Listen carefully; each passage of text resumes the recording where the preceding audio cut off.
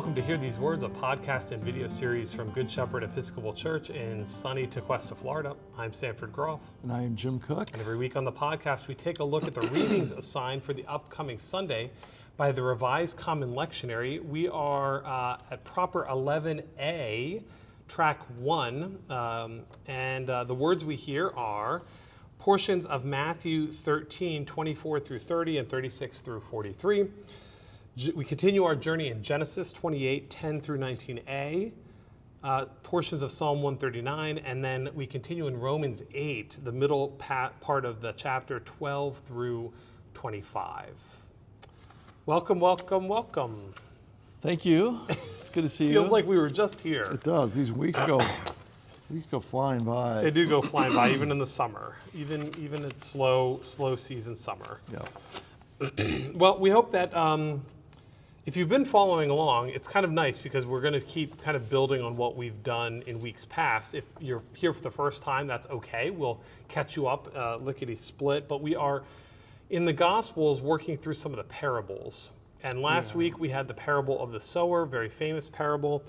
We have another parable, maybe not as famous, but still somewhat well-known. We could call it the parable of the wheat and the weeds. And it includes an explanation by Jesus. It does. The wheat and the weeds. I thought of this parable when I was mowing one of my son's lawns last week.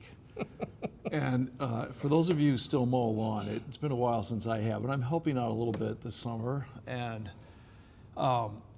there's noxious weeds that grow in the grass around here, even if you've got folks kind of taking care of it and fertilizing it. And this one weed, and I have no idea what it's called, but it begins to flower at this time of year. And you go and you're mowing along and you kind of stop and you pull it and you're just pulling one tentacle of this thing. Oh, it's all connected. Oh, it's all connected. And pretty soon you're literally pulling up, like, it feels like a segment of the front lawn. And I thought of this parable. Right.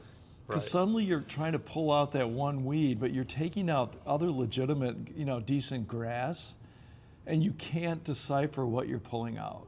And so it's just you're yanking everything out. Right. And so I thought to myself, I should stop. Jesus says, don't worry about that. Let the weeds grow with the grass. And I thought, this isn't my lawn. I don't really have to do all that hard work. But it did kind of resonate with what he's saying about trying to pull weeds and weeds. Right. The kingdom of God could be compared to someone who sowed good seeds, but while he was asleep, an enemy came and sowed weeds among the wheat and then went away. Terrible. So as they came up, the weeds appeared as well. And the slaves come and say, did you not sow good seed? And the master says, yes, I did, but an enemy has come and done this. And so the slaves say, do you want us to go out and do a Jim Cook and pull them up? And he replies, no. For in gathering the weeds, you would uproot the wheat along with them. Let them grow together until the harvest. And at harvest time, I will tell the reapers, collect the weeds first, bind them into bundles to be burned, but gather the wheat into my barn. Yes, see? So it's an living example of what Jesus is talking about, even here in South Florida in the year 2026. Yeah.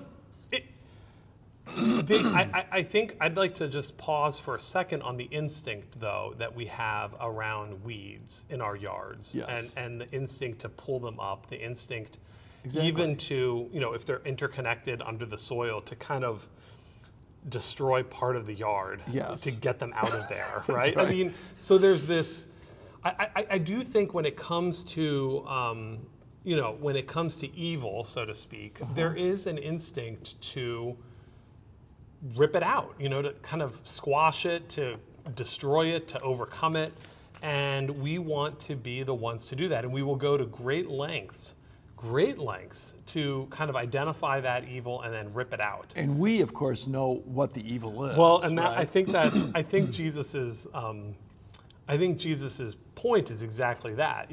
How carefully are you able to discern the difference? Yes. And in doing so, you'll end up destroying, the collateral damage, so to speak, of that that good wheat that's out there. And in today's world where we have the knowledge of kind of what to put on weeds to kill them, you really don't know what the collateral damage is around the effort to get rid of the weed, the poison that you're putting into the ground, what the harm you're doing to the environment, whatever it is, so that you have a beautiful yard, people, right? I mean, your grandchildren playing in the yard, right?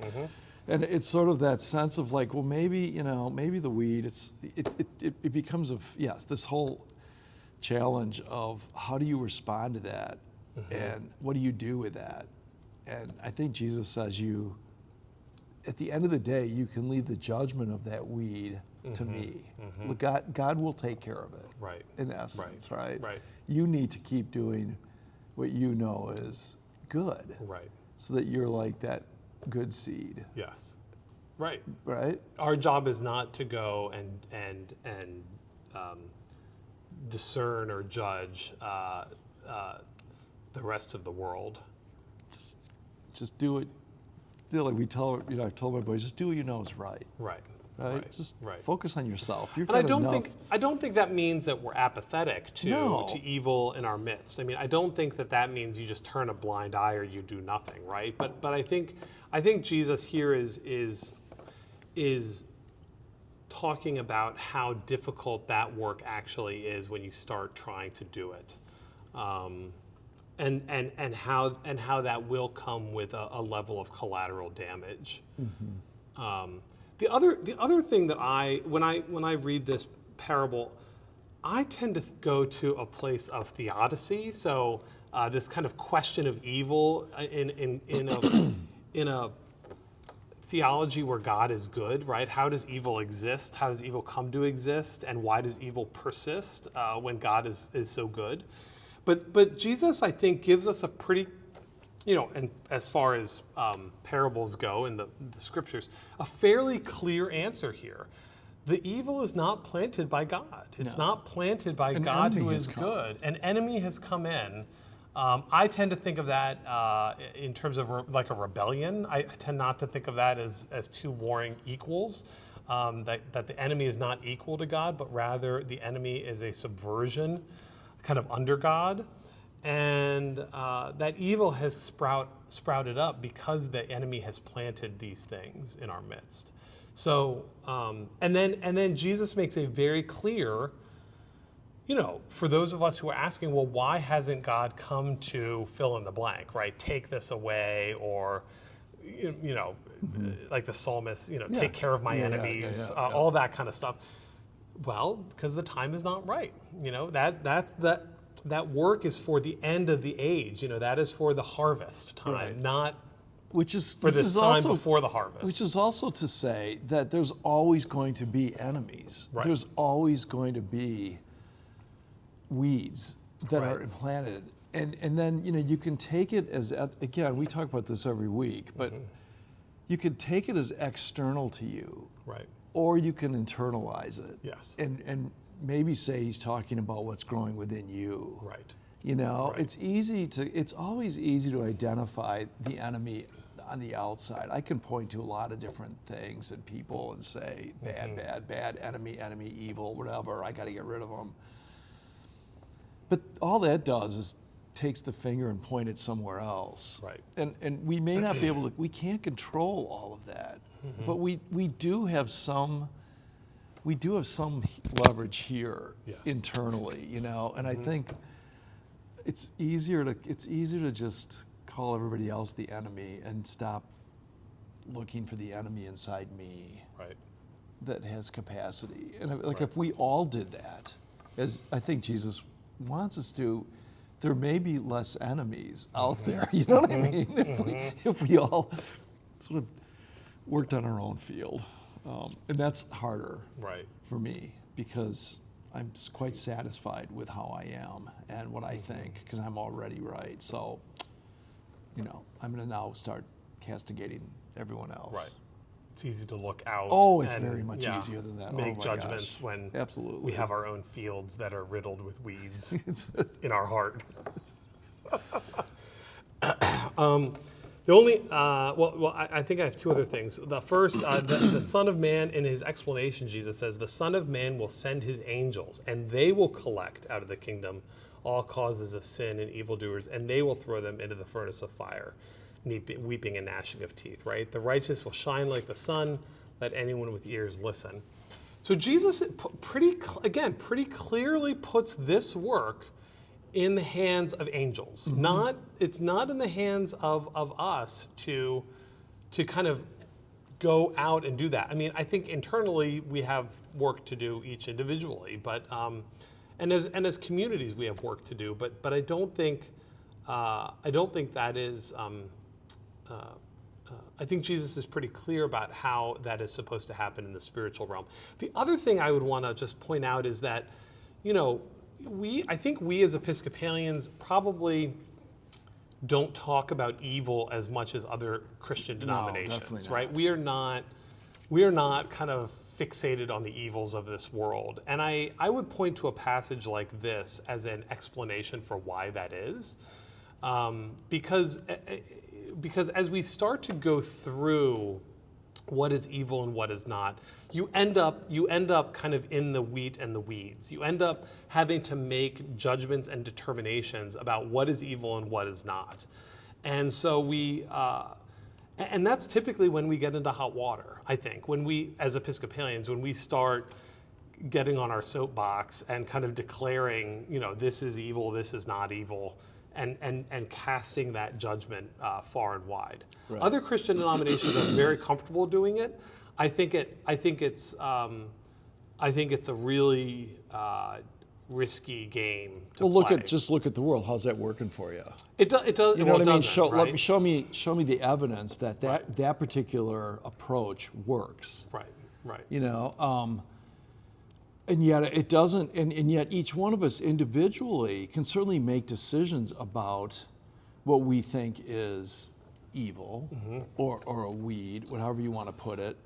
And we have opportunities in different parts of our life to enact something that would be a way of expressing our opinion about that, mm-hmm. right? I mean, we get to vote, we get to move, we get to change jobs, we get to, whatever. But at the end of the day, all that really does, if you just look at humankind mm-hmm. from these Genesis stories all the way through, mm-hmm. we're not very good at ridding the world of evil. Mm-hmm. And we create a weed just comes up somewhere else that was designed to get rid of the weed that's over here. Another one pops up. Right. And you play whack-a-mole. You really do. You really do. And then you're participating in some way or not in that. Yes. You're right, I think. And so it's a challenge to know when to work at eradicating that evil or that weed, Do I pull and pull and pull in that yard? Or do I kind of just go about the business of mowing the lawn? Right. You know what I mean? I think that struggle is an internal struggle that we all carry in our prayer life and in our life together as communities of faith. Right. Right. I mean, the more you end up pulling the weed, mm-hmm. the more kind of obsessed you get with the weed, and the more the weed actually starts to own you. I mean, it kind of owns your consciousness, right? It does. It takes center stage, and the rest of it, all that good grass, beautiful, lush, you just forget about it because you're so obsessed with this one weed that overtakes you. Right. And so then you become the very thing you don't want to be. It's kind of like what Paul's been writing about, Yep. And yeah. And so it's both scary to look at it, but it's also it gives you like a pause. Mm-hmm. You know what I mean? It kind of reorients you back to the way I think God wants us to be with God, which is to trust that God, it's kind of like God is going to take care of things. Yes. And do you trust God to do that? Right. Or do I have to get in there and be God? No. I'm right. And take care of it. Well, I think we want to. Can I just quote Luther really quickly? Yeah, please do. I mean, And Luther would say, you've got the kingdom of God and you've got kind of the kingdom of man or kingdom of humans, right? And different, and so he's kind of a two-kingdom theologian. I don't know how much I want to follow that wholesale, but the one piece that would apply here is the role of the state, or the kind of the kingdom of man, the role of the government, so to speak, for Luther is to restrain evil. So the government's job is to kind of play the whack-a-mole, as it tries to keep evil at bay. That is not really the job of the church. No. So I mean, if you follow Luther in this regard, which I'm going to use it for today, maybe tomorrow I'll change my mind. But our job as the church is really, and as the last sentence in Jesus' explanation says, then the righteous will shine like the sun. Mm-hmm. And that light is supposed to illumine the world, yes. Right? Illumine the darkness of the world through the light that Christ shines through us. Yeah. We're not really supposed to be the ones going out there to uproot, to restrain the evil. I mean, he would say it's not that evil goes unchecked. He would point to the kind of God's, ordaining of the state to do that work. Right. And again, this is highly nuanced, and we'd have to spend a lot more time than we have today. But if you want a way to think about, if you're kind of caught on, well, how is evil ever going to get restrained?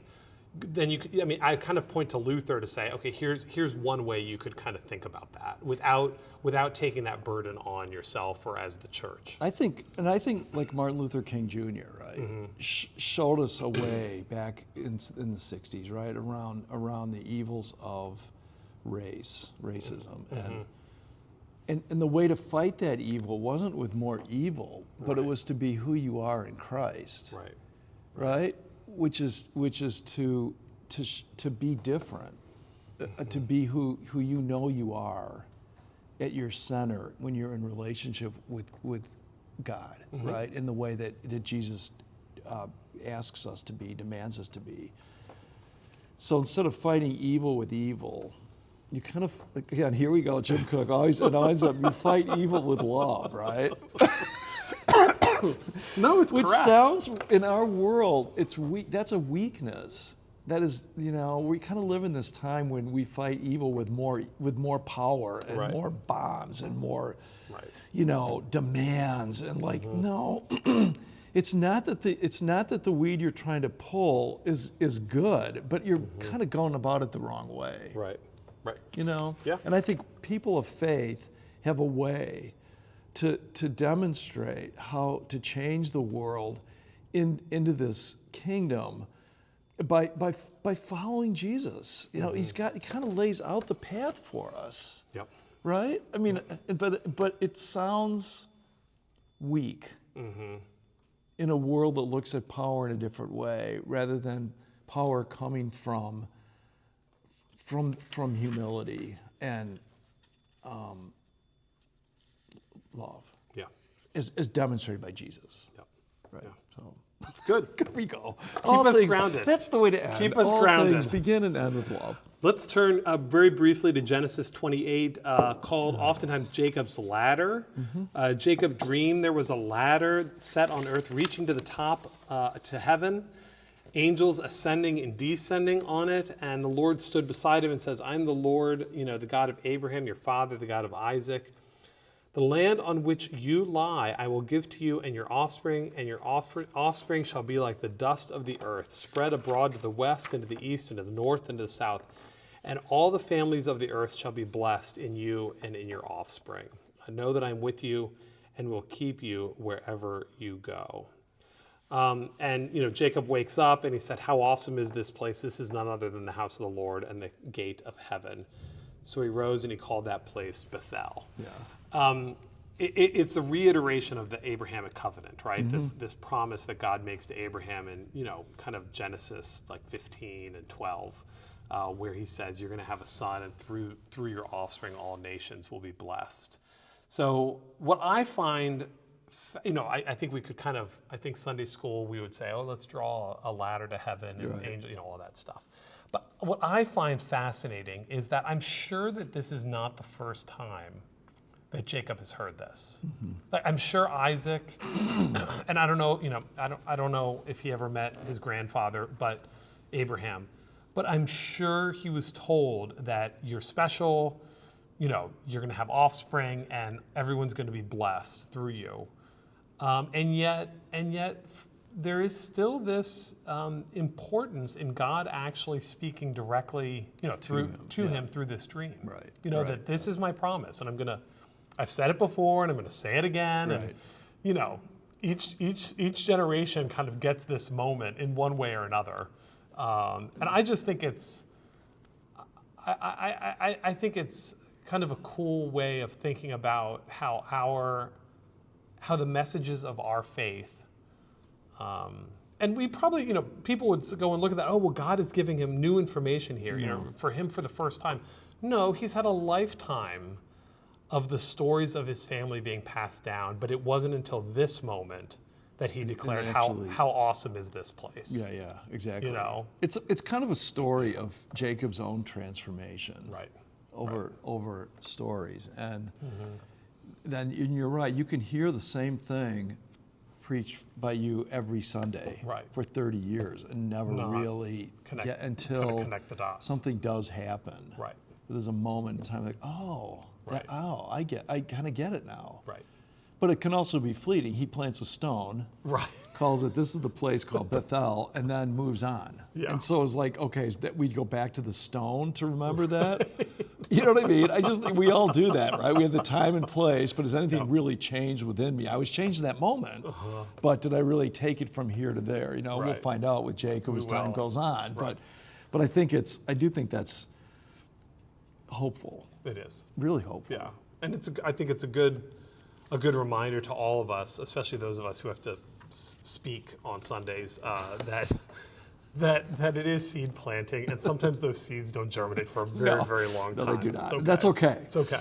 Okay, Psalm 139, very famous psalm. Lord, you have searched me and known me. You know my sitting down and my rising up. It's a beautiful psalm. We'll recite it on Sunday. But it's a great, I think it's top 10 in terms of psalms to know. Yeah, absolutely. Romans 8, as I've said and will say again, Romans 8, the heart of the book of Romans, the heart, I think, of Paul's theology. But this middle section is a great section. It's built on the energy from last section. We're debtors not to the flesh to live according to the flesh, but by the Spirit. For you are led by the Spirit as children of God, for you did not receive a spirit of slavery to fall into fear, but a spirit of adoption. When we cry Abba, which means Father, it is that very Spirit bearing witness with our spirit that we are in fact children of God, and if children, then heirs, heirs of God, and joint heirs with Christ, if in fact we suffer with him so that we might be glorified in him. Very Spirit-centered here in Romans 8. It is Abba Father. It's like Abba Father, like we said last week. It's dad. Like it's as about an intimate call as you can to be with God, of any place in all of Scripture, and then it is in fact if we suffer with Him, so we may also be glorified with Him. It's not this relationship that now I'm at one, or this oneness with Jesus, and now my life is going to just be a bowl full of cherries. Yes. You just kind of wash your hands and be done. I'm all happy, and it's all an emotional feeling. It is not. It is not. It's not. And we will suffer in this world where the evil is intertwined with the good. And so be careful, like these little baptisms we had on Sunday, which were great, right? These beautiful families and children, and the emotion that elicits, but you want to kind of say, be careful what you're saying yes to.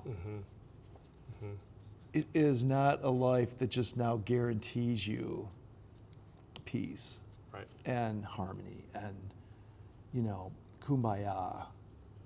It is a life now that you said yes. I'm gonna be with you, Lord, and when I'm with you, I'm gonna see the world now as you're gonna begin kind of open me up. You're going to open my eyes and my heart to what you see, and it's going to hurt. You know, and I'm going to feel called and driven to sort of make a change to that or participate in that. And so I'm going to start going against the powers of this world, kind of what we were talking about earlier. And I'm going to want to do something. If not, I'm going to feel agitated that I'm not. Right. You know what I mean? I think this is descriptive of what it means to be a Christian when Paul uses this invitation. Well, and I think it's hard in our context, in our modern era, because this was written during a time of great persecution. So this was written to a people who had been oppressed by any number of people. We live in a time and in a country that is, you have relative freedom. You can go to the store, you can go wherever you want. You've got a car, you've got a little bit of money, especially in this area where we have a relative level of affluence. This is that's a hard pill to swallow. And so the question becomes, how do we create communities, a community called the church, where the injustices of the world do agitate us a little bit? How are we collectively kind of telling the story of people who are not necessarily in our midst, or they might be in our midst, that is a story of bravery, because it's a hard story to tell. Well, and I think in today's world, it can be a brave thing to say, I'm really upset about what happened in Maine yesterday. Right. With this immigrant in ICE. I mean, I know I don't want to get political, but you see things, and how do I identify with that? I can either sort of pretend it's not happening, or leave it up to somebody else, or just have an overall arching agreement that everybody needs to go, it doesn't belong here, whatever. Or I can actually feel that, and think of the families. And if that happened to me and I was in another country, for example, and that was happening to me in a reverse kind of way, it would be killing you. And that's kind of if that's the amount of suffering that I can do, and I can't really do much else, you know what I mean? Okay, but at least I see it and I kind of feel it, and I don't know what to do about it necessarily, because I'm all over the map in my understanding of the complexities of what immigration and refugees are. I'm kind of all over the place. You know what I mean? It's hard. Yes. Right. And you don't have to be an expert to feel that. No, and it doesn't mean that I'm like... Or even have a solution to politically feel it. One way or the other. It just means I'm looking at that in front of me, and how can you not feel? Right. Right? I mean, at least for me. Yeah. And it's... But I think that, in fact, is how we suffer with him. Yeah. So that we may also be glorified with him. And Paul describes not just us, but the whole creation groaning with labor pains. And I find it interesting that he uses that moment, labor pains, the pain before the birth, as kind of the description of what this suffering is like. Yeah. And then he ties it explicitly to hope. Yep. So, labor pains are riddled with hope, because there is something at the end of that that is good. Yes. New life, the baby. Yep. And so our labor pains are not, the suffering, I think, that Paul is describing in a similar way to what you're describing in the modern era is not just, it's not self-flagellation, right? So it's not just beating ourselves up. No. It's also not kind of despair in the sense that it is suffering without hope. It's actually realizing that the world is not as it should be, because we are not living God's dream. Right. But God's dream has still captured the imagination of our hearts. Right. And so that distance between what is and what should be creates labor pains. It creates suffering that is infused by, even produced because of the hope. That's great. Absolutely. Right? Absolutely. Like the hope is driving us forward. Preach it, brother. That's great. Well, I got to preach it this weekend. Good, yeah. So Just go I mean, Dad, but I can listen to your that's- podcast. But that's, I mean, so if you find yourself in despair without hope, I think there's a spiritual invitation in that, right? To say, okay, but where am I missing God's dream for what this could be? And again, that doesn't mean you need to be an expert. It doesn't mean you need to have a solution. It doesn't mean you need to rip out the weeds, out of your field. It just means, don't it just give means up. that you haven't quite spiritually captured God's dream of hope, which is something you don't see. No, that's right. Paul, I mean, he says Hope it of now. things you Hope cannot see. that is seen is not hope, right? Right. Who hopes what we can see? For we hope for what we do not see, And we we wait for it with with patience. patience. You know, I think that's. I mean, this is a lifelong. it's a journey it's of faith, but- it's the human journey. Right. It's Yeah. every generation, every day is kind of life is like this. Right. You know, whether it's these universal challenges that are faced by large numbers of people or countries and nations, or whether it's your daily challenge. You know, with something going on in your personal life, whether it's health or relationships or whatever, despondency about something. I mean, again, it goes, do you trust God in that Right. or not? Right. Whatever that's to be. You know. So these are not readings for the faint of heart. No, They're really not. You know, No. we kind of make climbing Jacob's ladder. Right. You know, like it's sort of, we make it kind of, Yeah.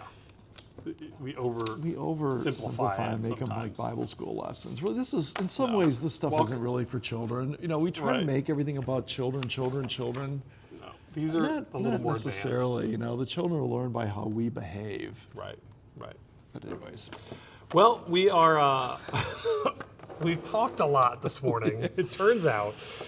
If you made it to this point, we thank you for joining us. If you liked it, certainly leave a like, a comment. If you're able to make comments, some of these you can't make comments, but we hope you'll join us on Sunday. See what Absolutely. happens. It'd be great. we'll all be waiting. But we hope you have a blessed rest of the week, and now we hope you feel a little more prepared to hear these words. We'll see you soon.